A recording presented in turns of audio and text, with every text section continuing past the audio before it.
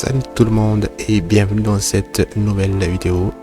Après avoir appris à enregistrer et puis à récupérer les changements effectués sur un fichier ou sur l'intégrité de notre projet d'ailleurs, nous allons maintenant le pousser vers notre compte GitHub. GitHub qui est principalement une plateforme en ligne où l'on peut stocker nos projets et de pouvoir récupérer plus tard n'importe où en se connectant sur notre compte GitHub. Nous allons donc reprendre notre projet de la dernière vidéo. Ou si vous voulez aussi utiliser votre propre projet personnel que vous avez créé de votre côté, vous pouvez le faire très bien. Mais assurez-vous d'avoir initialisé Git et d'avoir bien pris en compte toutes les modifications. Comme vous pouvez le voir sur mon projet là, j'ai ajouté quelques paragraphes pour compléter un peu notre projet et ça va donner comme ceci. Là, c'est un peu plus complet qu'avant.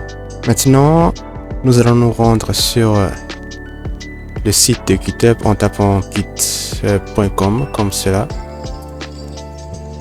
Et on arrive sur cette page d'accueil. Si vous avez déjà un compte comme moi, vous pouvez appuyer tout de suite sur Sign In. Ou si vous n'avez pas encore de compte, vous pouvez en créer en appuyant sur Sign Up ou s'enregistrer en français. Donc voilà, j'arrive sur mon compte de GitHub. On va d'abord créer un repository en appuyant sur New. Ou si vous êtes plus à l'aise avec français, je vais traduire en français. Voilà, donc on appuie sur Nouveau dépôt. Donc on entre ici le nom du référentiel. Donc le nom de votre dépôt. Par exemple, mon projet Git. La description, ce n'est pas obligatoire, je vais le laisser vide. La visibilité, c'est public, ce sera vu par tout le monde, c'est privé. C'est que personne ne le voit à part moi. Donc, je vais laisser public. Donc, je vais laisser tout ça dans la configuration comme il est. On appuie sur créer un référentiel. Voilà. Maintenant que le dépôt a été créé, on revient dans notre projet. Donc dans le fichier où contient notre projet. On va ouvrir le terminal dans ce projet et on va s'assurer que tout a été bien ajouté en faisant git add point. On va vérifier encore avec git status.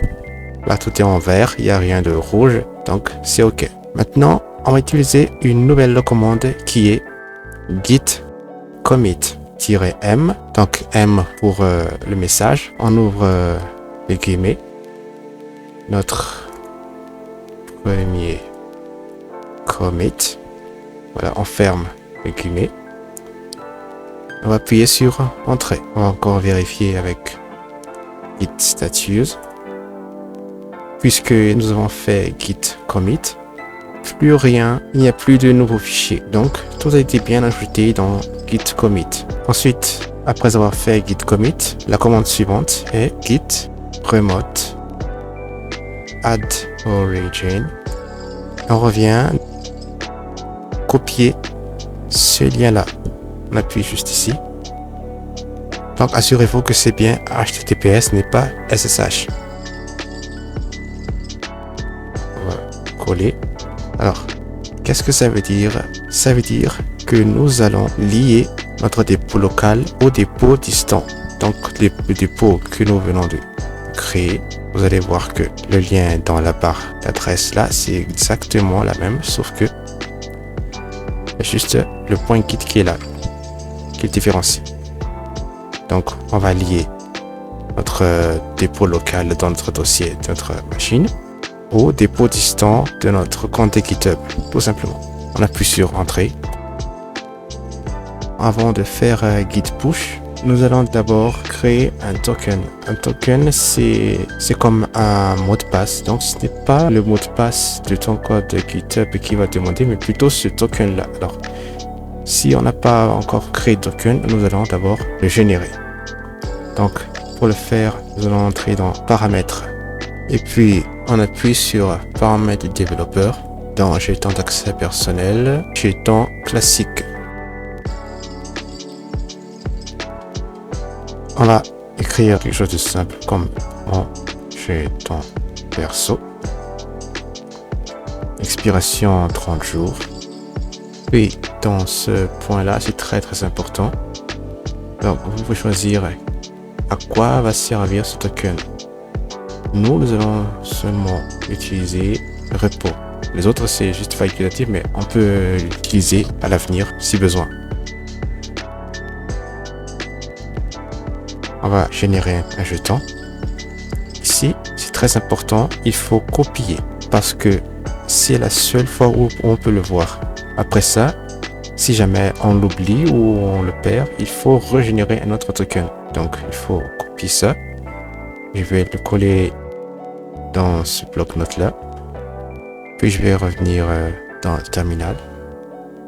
Écrire git push-u origin master mon username. L'username, c'est là, juste à côté du logo GitHub. Ensuite, les tokens que nous venons de coller. Voilà, je vais recopier. Puis coller. Ça y est. Si nous allons rafraîchir mon dépôt que je viens de créer. Voilà.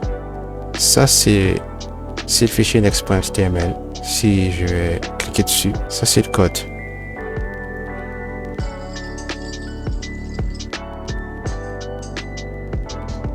Donc juste là, c'est le message que nous avons fait le commit. Il va apparaître juste ici.